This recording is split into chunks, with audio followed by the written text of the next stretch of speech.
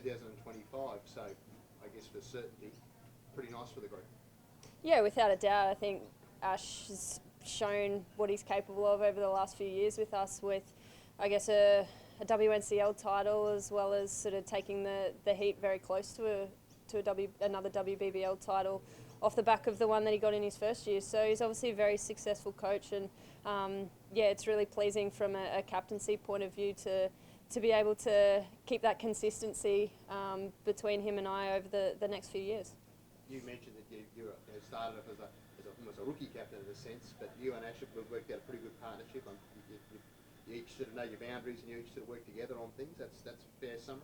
Yeah, well, we're both fairly analytical people and probably cricket snuffs as well. So we live and breathe cricket and talk cricket all the time, and the direction that we want to take the group is well and truly aligned as well. So the fact that, yeah, we sort of have that really good working relationship, and the ability to sort of have that mutual understanding with each other, and I've got a lot of respect for Ash and sort of the way that we view the game and the way that we view the world as well. So it's really special to be able to have that connection with the coach from a captaincy point of view, and also on a personal point of view, that for us in both our Brisbane Heat and Queensland Fire environments, we look at making sure we not only develop really good players, but also really good humans as well. So yeah, Ash is definitely the right person to be in charge of both of those teams for the next few years.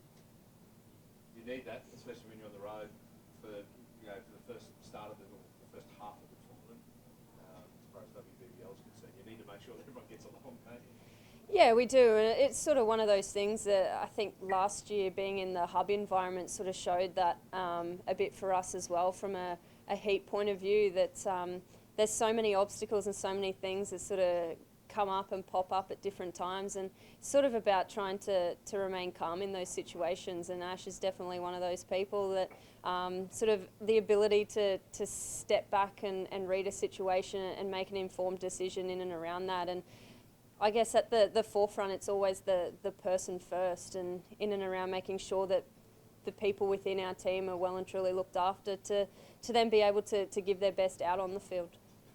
We don't know what's going to happen in the second half of the tournament, but if it all gets planted in one spot, or you have to then move to another part of the country, does that experience from last summer put you in good stead, or is that hub life? Yeah, I think it does. I think we've sort of shown, particularly over this last week as well, that there's so much uncertainty around when we're leaving and when we actually have to be on the road. And the girls have already showed immense adaptability with that as well. So I think the fact that we had that experience last year during the hub, that I think, yeah, the girls are sort of pretty well equipped, but in the back of our minds, we're still hoping that we're able to finish the season off up in Mackay. I was going to say, did you have to stop what's going to see how quickly you could pack? Well, it's actually probably been the quickest I've ever packed, but knowing me, I'm bound to still have forgotten something. But the bags are still well and truly packed. It's just a matter now of, yeah, I guess getting that phone call to try and see how quickly I can get to the airport as well. We've been doing almost like a regular return to place update with you, it feels like, but I heard you say before you're getting close to some bowling again too. So on track, just following the plans. Yeah, it's sort of one of those funny rehabs.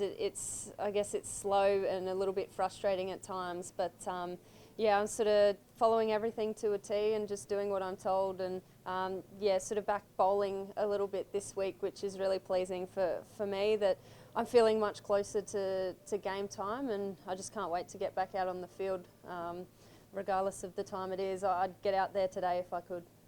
Is there a date, a match that's in your sights? Well, the goal is the first game of WBBL.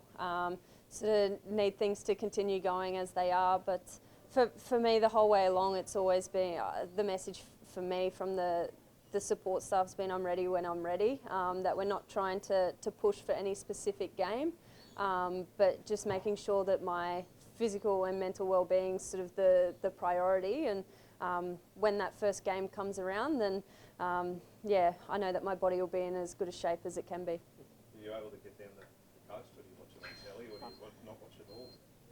Oh, I watched it on telly. Something's going to happen. Someone's putting the alarm on. We're about to set it off. Can you hear that? Is it annoying? Well, one more question. This one. There we go. Sorry, was I able to get down to coast? No, I watched on TV yesterday, sort of with our pre-departure protocols and stuff. We have to be pretty careful about whether we're out in crowds and whatnot. And yeah, it's sort of at one point it was looking like we wouldn't have been here for the start of that test. So I couldn't really commit to anything down there. So yeah, the only thing I committed to was sitting on the couch and watching it. And it's a bit of a shame that the rain sort of played its part in yesterday, but hopefully they can get a result over the next few days. Spin seemed to be the one that was making headway. I know, doesn't make it easier for me. Thanks, Jacob. Right, thank you.